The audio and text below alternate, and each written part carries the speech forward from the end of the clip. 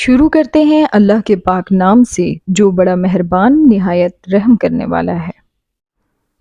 حضور صلی اللہ علیہ وآلہ وسلم نے پڑوسیوں کے متعلق بہت سے حقوق بتائے ہیں۔ ان کا جاننا ہر مسلمان کے لیے ضروری ہے،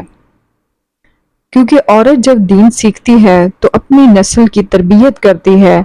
اور اگر دین سے لا علم رہتی ہے تو پوری نسل کی تباہی کا سبب بنتی ہے، جس سے وہ سب سے پہلے اپنے گھر کو تباہ کرتی ہے اور آخرت بھی تباہ کرتی ہے، کیونکہ بچے وہی سیکھتے ہیں جو ان کے والدین کر رہے ہوتے ہیں۔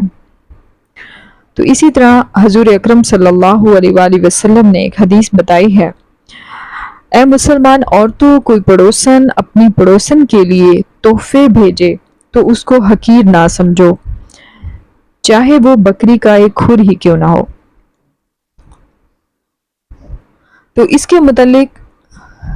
اچھے تحائف تو سب خوشی سے قبول کر لیتے ہیں، لیکن جہاں کہیں کسی غریب پڑوسی نے یا رشتہ دار نے اگر کوئی تحفہ دے دیا اپنے حسب استطاعت تو اس کا ہم مذاق اڑاتے ہیں، تو اس سے کیا ہوتا ہے کہ ہمارے بچے بھی اس کو سیکھتے ہیں اور ان کے ذہنوں کی بھی یہی تربیت ہوتی ہے، اور نسل در نسل پھر یہ گناہ جاریہ بن جاتا ہے۔ تو اس طرح کوشش کریں کہ خوش دلی سے تمام تحائف کو قبول کر لیا کریں۔